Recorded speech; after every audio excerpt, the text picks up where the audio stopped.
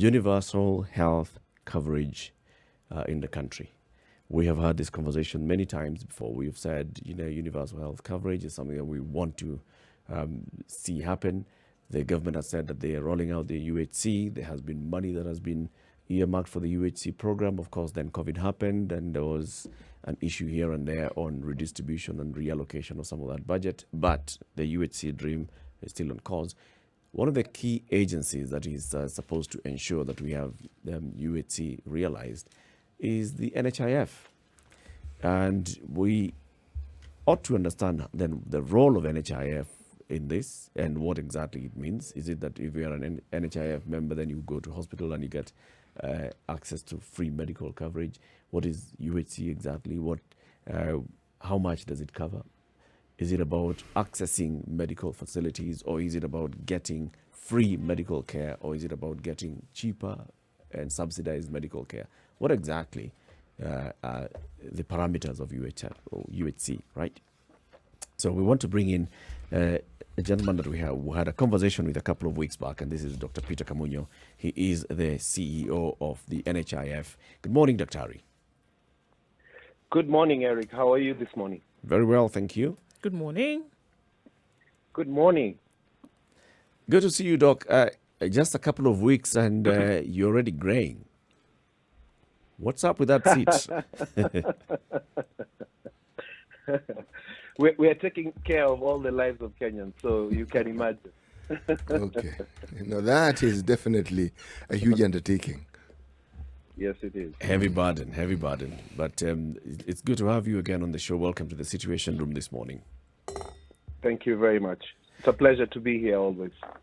Great. So before we come in and see how NHIF fits into UHC, just the same way we introduced, seeking to understand what exactly is the plan for UHC and what exactly does it mean. If you can just explain to us that in brief. Thank you very much. And I think the first thing that we should clear is define exactly what UHC is. There is a misnomer that UHC is free healthcare. UHC is not free. What UHC means is that, and I will simplify it, is that everyone has access to the healthcare that they need or require without financial hardship. That is a simplified version of what UHC is. So that means that the people who can afford, they can pay for what they can afford, and those who cannot afford are supported to be able to access the healthcare that they require without that financial hardship. So in a nutshell, that's what UHC is. And then the other thing is, UHC is not an event. It's not something that we can decide we are switching on now. It is a process. And this process has been going on for a very long time. Actually, I would say that we have been on the journey of UHC from the time that NHIF was formed as a department in Ministry of Health in 1966. So we have been on this journey for the last 54 years. And we are continuously improving and continuously expanding the coverage to ensure that more Kenyans have access to affordable care, which is of quality. And right now we are at a step where we are about to scale it up to ensure that it covers at least 80% of the country, and therefore defining UHC in totality. In the Kenyan context, Daktari, can you paint a picture of what UHC will look like to a villager in Kenya? Great. And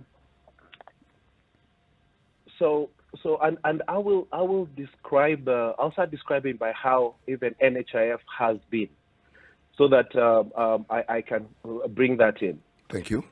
From the time NHIF was formed in 1966, it was to cater for formerly employed folk, and then way back in 1972, that's when now voluntary contributors were brought on board.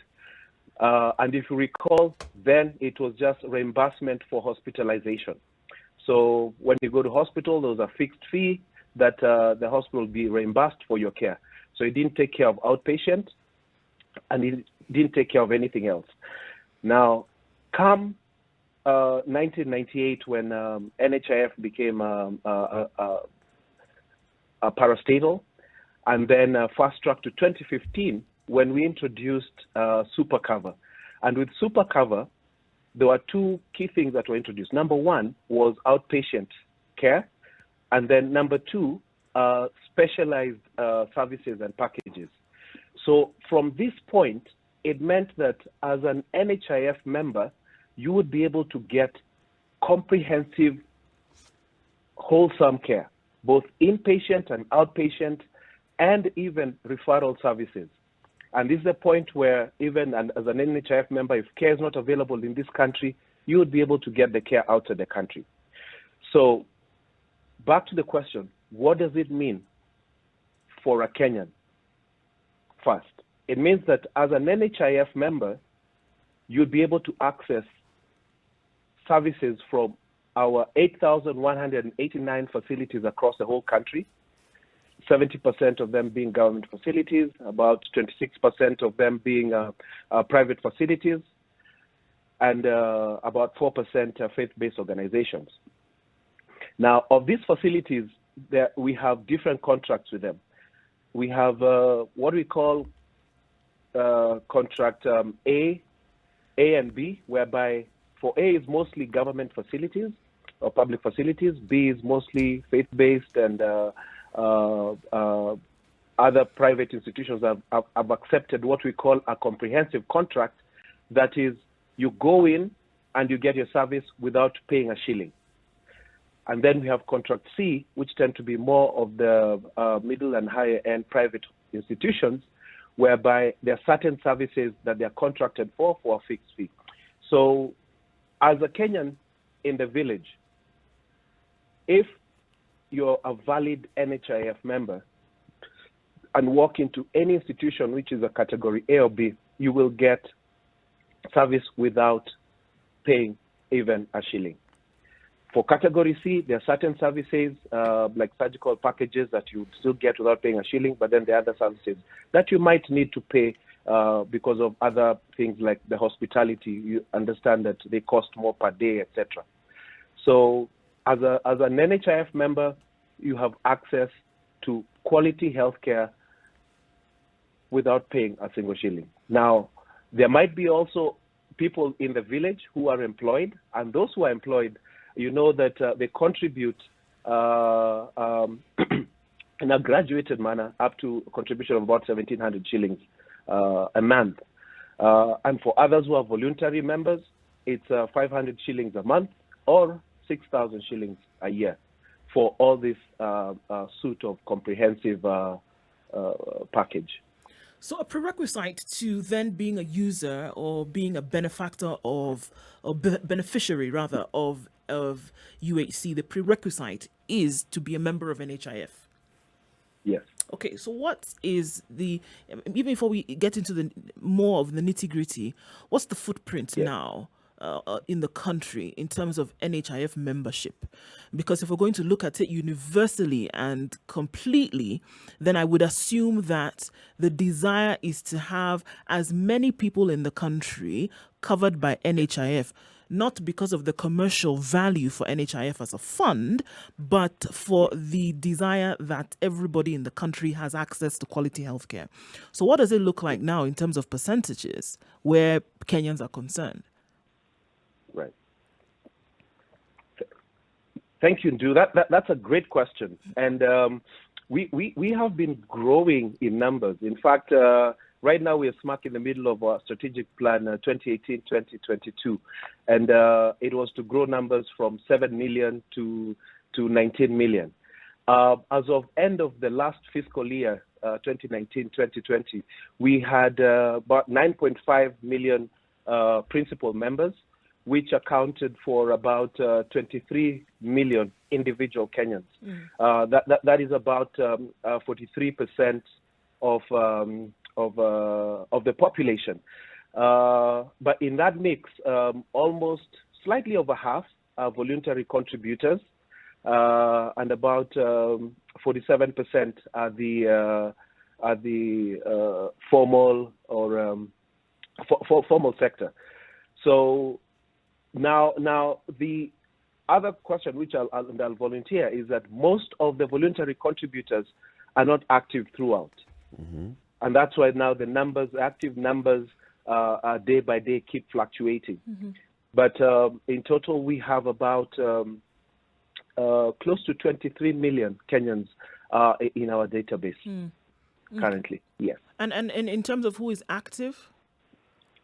In terms of who is active, it's actually about half at any particular point in time. And this is where we have our biggest threat, actually, because we find that the group of voluntary contributors contribute when they have a need.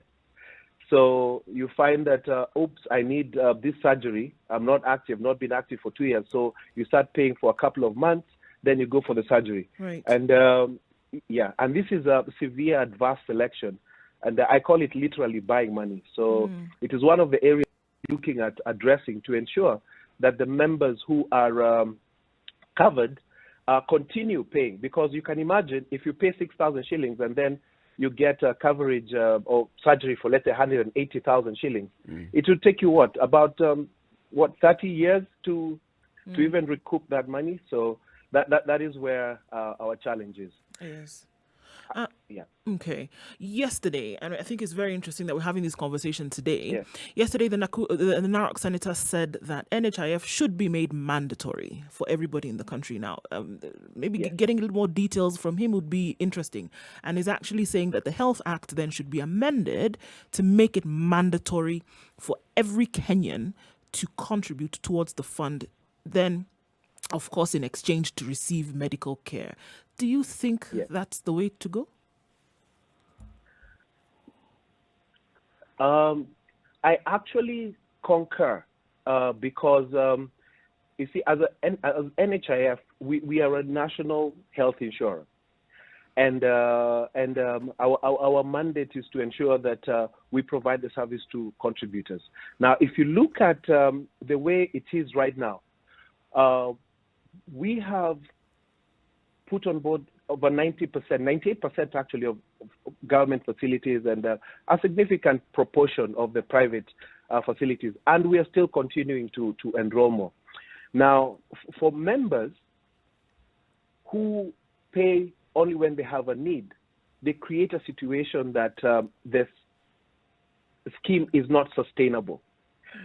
For it to work, we need all members who are able to contribute to it so that at point of need, they'll be able to access the services.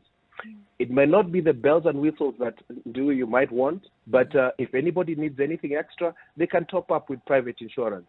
But the basic to be able to achieve UHC and being one of the big four agenda, we need to obligate this. And I'll give you an example. If we pick even in the informal sector, let's say even the border folk, and now we're literally in a border economy. And there are many accidents that happen. So who foots this bill?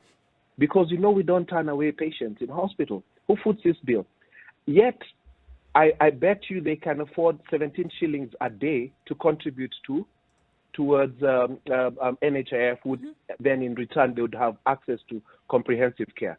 So if we tie this and make it obligated for every Kenyan to pay, then we would be able to achieve it and to achieve UHC literally overnight. However, there is an issue because then there would be certain folk who cannot afford at all.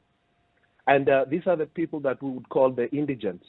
Then the key for us would be to identify who these indigents are and then get support for them, either through government and through other means. Then in that way, we will be able to have achieved UHC, and they will also have to be able to have access to the quality affordable care.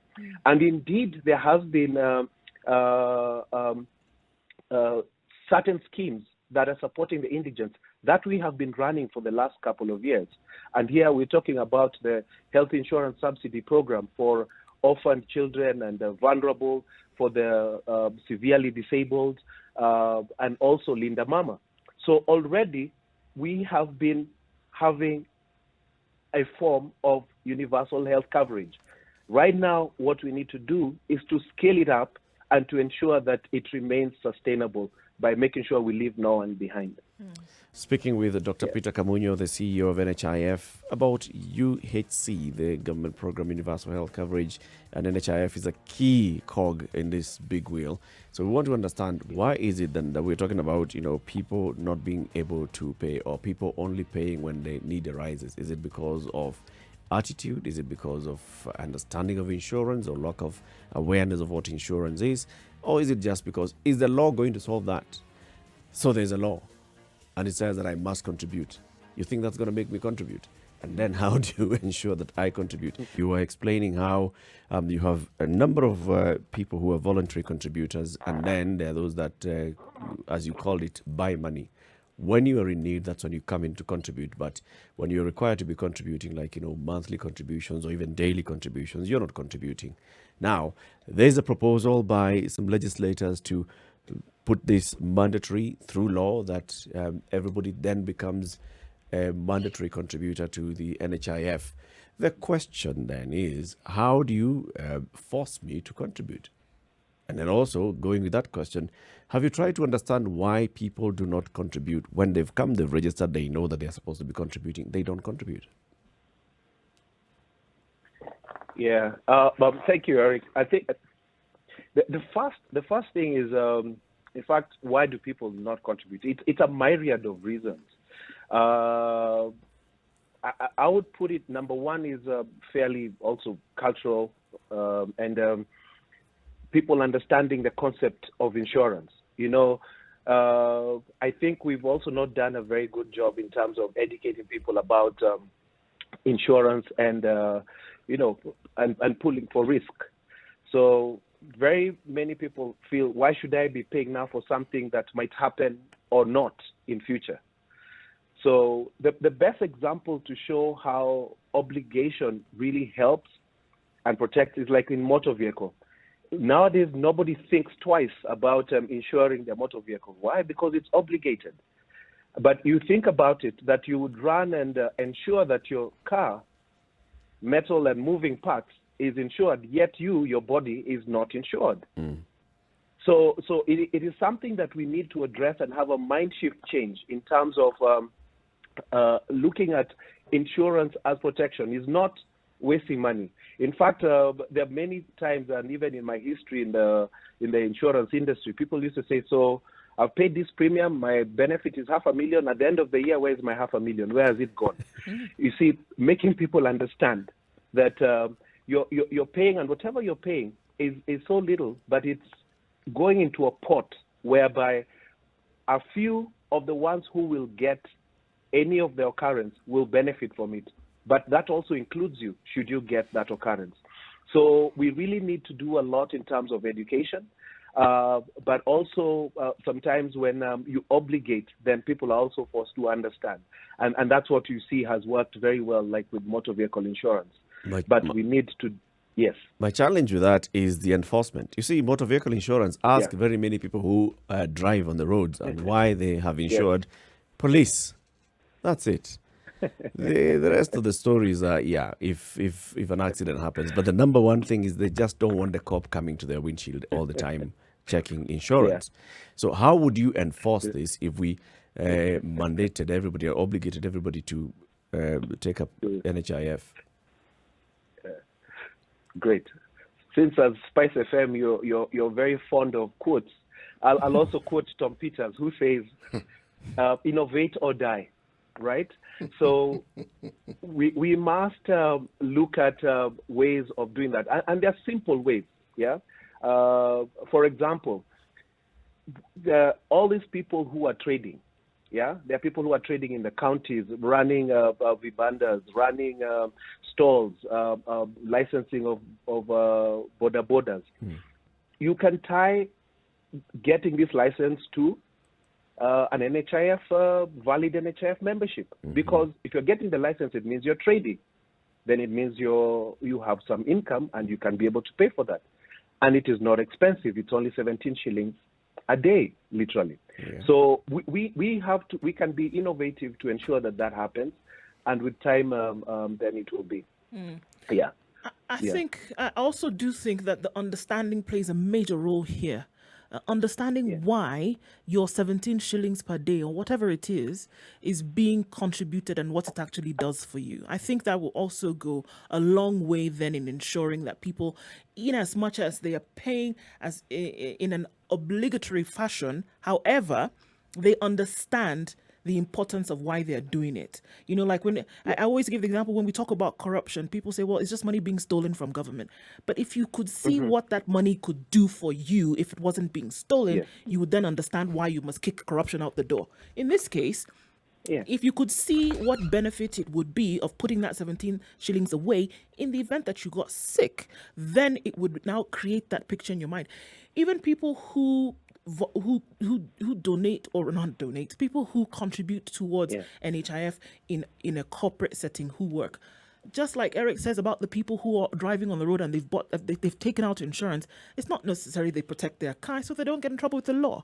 People are contributing right now, not necessarily because they're thinking about getting sick, but because, you know, it's got to show up on the payslip, for example, or that, you know, you need to do it while you work. It's something that's taken out. Deducted by the employer. Right. So they don't even think about it, right? Yes. Until they get sick. And then you see the benefit of it. So I think, is it possible, and it might take going back to the think tank as NHIF and other interested parties, or to say, is it not possible that you can work on the understanding of the benefit as opposed to making it obligatory? Yes, that's a great point, and you know, I think, and this is where even our conversation a couple of weeks back actually ended, where we're talking about the awareness. You know, it would be interesting to know that, like, even the last fiscal year, 90% of all the contributions was paid out to hospitals for benefits that Kenyans have gotten. And here we're talking many, many tens of billions. So already it shows that there are very many beneficiaries out there. And right now, in terms of the benefits, there are very many Kenyans who are dependent, actually, on NHIF. And here we're talking not about just as basic as primary care. We're even talking about tertiary care. Like, one of the key areas that people are benefiting from is dialysis. And you know that one dialysis session is from 6,000 plus, and you need 2 to 3 per week. So even you can imagine somebody who has contributed only 6,000 shillings, and they're able to get 18,000 shillings worth of dialysis every week for the rest of their lives. So it is, and I totally agree with you, Ndu, that we really need to educate the public about the benefits. Most of the people is, when you don't have when you're not ill, you don't think about it. But when you get ill, that's when you see people running. You should see the queues here to try and get active membership when somebody is in hospital or they know they're about to get to hospital. There's a question from Onyango Odayo on Twitter who says, please ask the good doc how the Makueni health scheme works and how NHIF can borrow from it.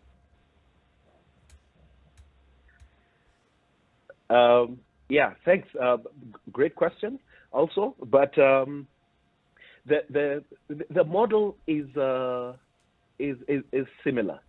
But in like in Makueni, it's contributions, and then they do what is called input financing. So in the facilities there, they are equipped, they are stocked with drugs, and then people who are members of that county can go to the hospital and access services for free.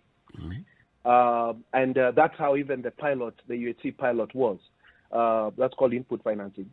For NHIF, it's a little bit different. It is output financing, whereby it's a premium paid for each individual into NHIF. And then what NHIF does is strategic purchasing of the services from healthcare providers. So the healthcare providers, they ensure that they have the services available, is quality services, which we also monitor. And then all valid members can go to these institutions and be able to access services. So another key difference is that with that model, we are able to also create a referral process whereby if services are not available in a certain area, you can be able to be referred to secondary and tertiary care and even out of the country. In the model, like in Makueni, it's mostly domiciled within the boundaries of that county. But it is indeed a great system in the counties. Now, that can be tied to NHIF so that they access those services within there, and then from there, should they require services outside or secondary and tertiary services, they will still be able to access. So that now it is wholesome access to care. So you're saying it's possible for both input and output financing to operate in the same using the same two systems for UHC?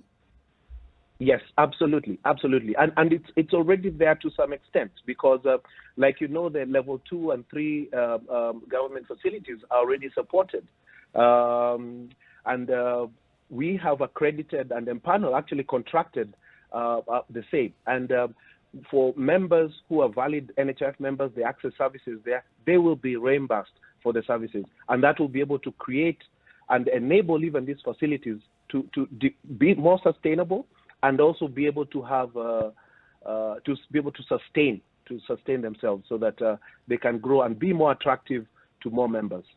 These ideas, Dr. I personally like them, and the idea of UHC to me is very appealing. But there's a fundamental difference, even as we give the example of the vehicle insurance that people have for their vehicles, and the difference is this: you pay insurance money to a reputable company, not the government. UHC money you pay to the government.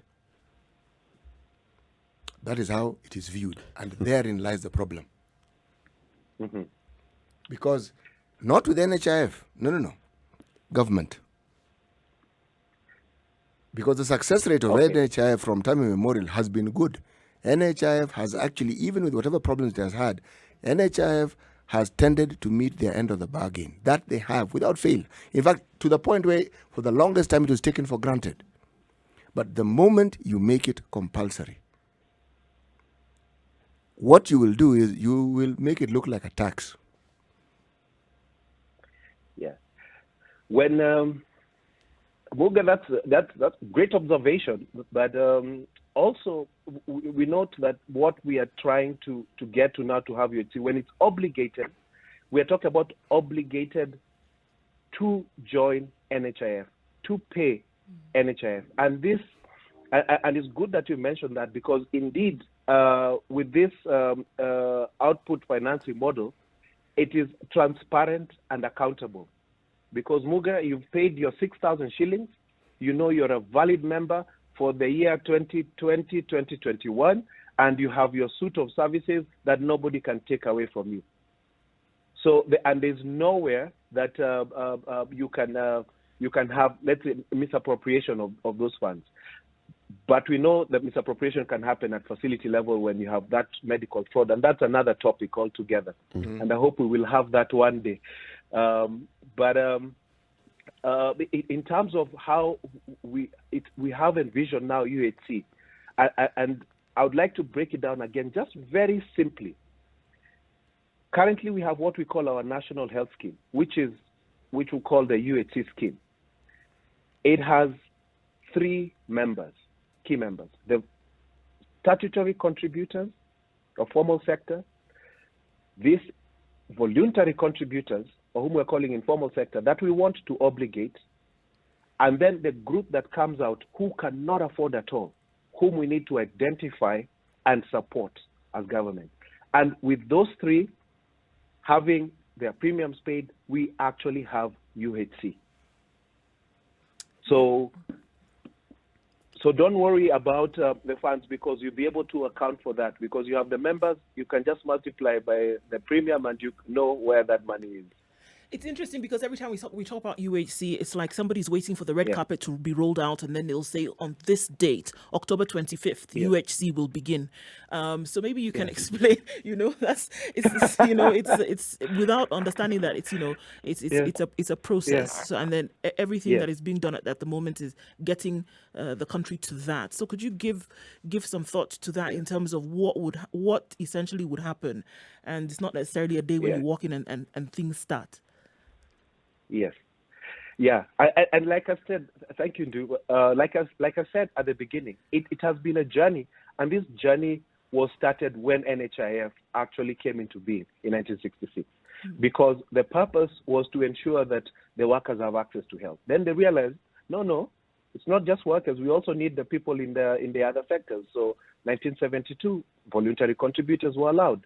Then over time, as the scale grew, is that we don't have enough coverage. There are still people who are left out, people with chronic illnesses. They need outpatient care. So where are they? So 2015, we introduced outpatient cover through the super cover. And then we realized, okay, people are not everybody's contributing. We have a bit of adverse selection. So how do we deal with this? So now the proposals to how do we ensure that people continuously contribute? But then, wait a minute, there are certain group of people then who are left behind, and these are the people who cannot afford, people who are vulnerable. So how do we get them on board? And there has been government-sponsored projects that have been ongoing for the last couple of years. And then now that we are talking about now UHC, we are actually referring to a scale-up, that we literally go out of our way in all the corners of the country, in all counties, to identify the indigents, those who cannot afford at all, and support them. Then we can say that right now we have UHC. And to also answer a question, because to say that you have UHC is when about 80% of the country has access to the care that they need without financial hardship. So we are targeting to get to that number of the population. Dr. Forgive me for belaboring the point, but can you explain to us how the actual process that you go through in determining these individuals who actually are the neediest in our society? You said you go out. Okay, in detail, what do you actually do? Okay, for NHIF, we do not go out to do that. It is like the list that we get from Ministry of Labor and Social Protection, who have identified, and you also know that there was also the group that had been identified during at the peak of the COVID pandemic and the crisis to also get some support. So already there are mechanisms to identify the indigents, but we as also NHIF contributing towards the scale-up of UHC, is to have this driven also from the county level, and to be able to identify and have a mechanism that is also transparent to be able to identify the indigents. And also don't forget, this has to be a dynamic process, because one might be an indigent or vulnerable or poor today, and then by next year, they've struck gold and they're in a completely different bracket. So that is the mechanism that even at the county government and national government is looking at, and already have identified through the Ministry of Labor and Social Protection quite a number, but to make sure that the process ongoing, and even as Ministry of Health have together with the Ministry of Labor and Social Protection have developed a tool at county level to be able to identify. So what we need to do is to work together to ensure that this process continues, and that we leave no Kenyan who is deserving behind. Okay. Dr. Now, if just paint the picture, somebody has made the decision and saying, okay, I'm going to go ahead and get this NHIF card coverage. somebody makes that payment, and what do they get? I mean, now we're trying to break it down for people to understand it. Let's do a little bit and help you out this morning as NHIF in sharing that education. What do they get, and what do they have access to? Making it as simple as possible. Josephine has 2 children, is on her own, and has now decided, okay, I'm going to pay the 500 shillings moving forward. What does it do for me and my children? Okay. Josephine has made a great decision to join NHIF, has paid her contribution, and she can pay her contribution either through her mobile phone, through USSD *155#, or if she has a smartphone, she can download the app and be able to pay and enroll. Or she could visit any of our 156 service outlets across the country, which are our 70 branches, or our desks at the Huduma centers, or the other 56 service centers, and she'll be able to be assisted by our staff to enroll. And once she is a valid member, she would also need to select an outpatient facility of her choice that is convenient to her, that is close to her, that she trusts that will give her the services which we have put on board. And once she selects her facility, outpatient facility, she has access to care. She can go and access care, from primary care to chronic illness care, and a myriad of other packages that we have. Immediately? From surgical covers. There is a waiting period for people who are joining new because of the adverse selection. Like I mentioned earlier, it is indeed a huge problem that we have. There is a small waiting period for especially the chronic illnesses, etc. But for accidents and that you can access care immediately because those are not planned for. So what we try to avoid is that adverse selection. So yeah, and then so she can access the care and all the myriad of the benefit packages that we have, which even include transplants. It includes oncology care. It includes dialysis. It includes also a mental health package. Yeah. So we have addressed the needs of our people, and you keep repeating that, and I will make sure that our communication improves on that. I must admit. I want to belabor this particular point. Now, I have to belabor it because, one,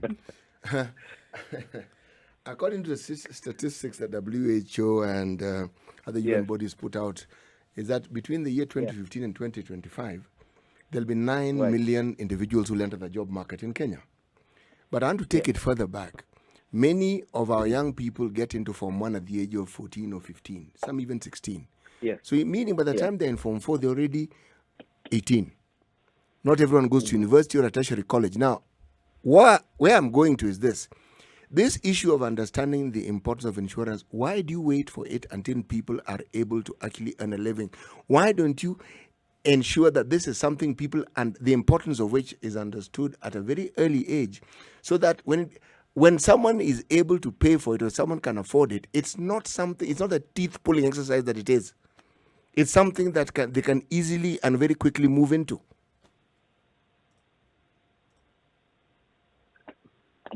Buga, that is a great suggestion, and I think even as we go into now UHC, basically what we're talking about, I'm sending you an is invoice. social health insurance. Yeah. Are you an NHIF member? Yes. Okay. NHIF does not pay invoices for people who are not members. I'm a member. I am a member. Yeah, so social health insurance, I agree that it's something that should actually be socialized at an early age for people to understand, because this is a national issue, and being also a big four agenda is something that should be taken up and driven, so that it is not something that we are selling. It's something that people take without enforcement, etc. And coercion. Because at the end of the day, it's yes. And thank you for mentioning that, Eric. We are not a commercial entity. Everything that contributions that we get, we plow it back for the benefit of the members. So we don't work for profit. Thank you very much for speaking to us. I mean, you are a good insurance salesman. He's a very good policy salesman.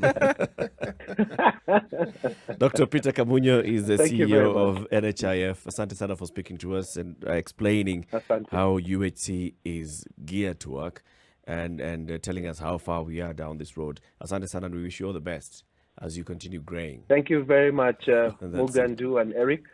And I hope we have another conversation on medical fraud soon. Sure. We will. Yes, we will.